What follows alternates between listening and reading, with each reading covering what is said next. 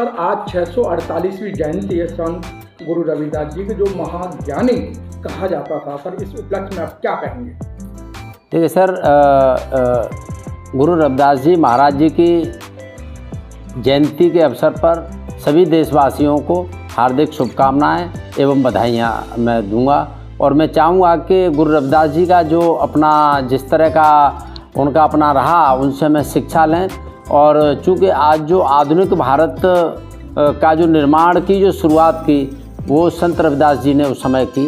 उस समय देश की स्थिति परिस्थिति एकदम विपरीत थी और बिना पढ़े लिखे होने के बावजूद, चूँकि उस समय पढ़ने का तो अधिकार था ही नहीं, इस सब के बावजूद भी गुरु रविदास जी ने अच्छों से अपना लोहा मनवाया और उन्होंने जो उन सबको जो पाठ पढ़ाया, आज जो हमारा भारत देश आगे चल के उसका अनुसरण किया और आज हम लोग जो विकसित हैं, आज हम उस हमारे संत महापुरुषों की देन है। उनसे तो क्या सीख मिलती है? नहीं, सीख तो यही मिलती है कि जो हमारी जो सीमित साधनों के बावजूद भी उन्होंने स्थिति परिस्थिति विपरीत होने के बावजूद भी उन्होंने धैर्य नहीं छोड़ा।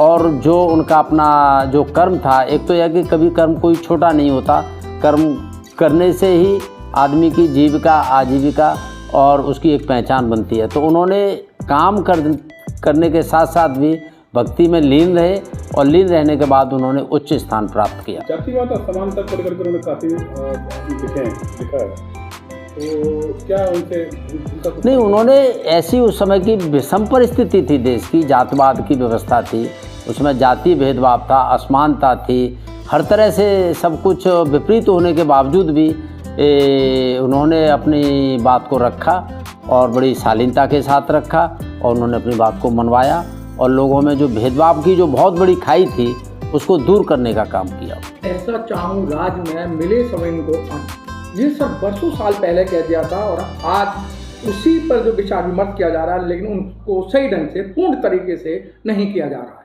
नहीं, अब देखिए, करने का तो यह कि कोई भी नीति बनती है, उस समय उनकी ये कल्पना थी कि न कोई गरीब रहे, सभी गरीब अमीर सब बराबर हों, एक रास्ते पर चलें, कोई भूखा पेट नहीं सोए।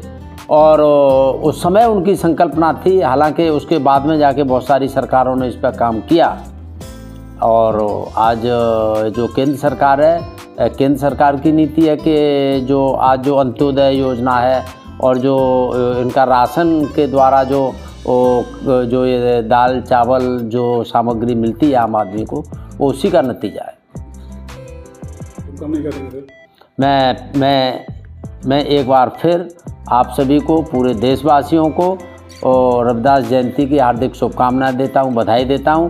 और मेरा सभी से आग्रह है, अनुग्रह है कि वो सभी जो हमारे जो महान संत हैं उनके बताए हुए मार्ग पर हम सभी चलें और निश्चित तौर पर उनके बताए हुए मार्ग पर चलने से हमारा कल्याण होगा, सभी का कल्याण होगा। आप सबको मेरा जय भीम, नमो बुद्धाय, संत रविदास महाराज की जय।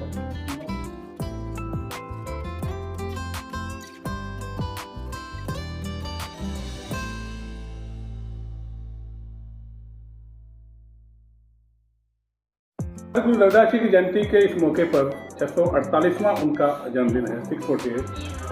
क्या शुभकामनाएं देंगे देशवासियों को और क्या उनसे प्रेरणा मिलती है सीखने की?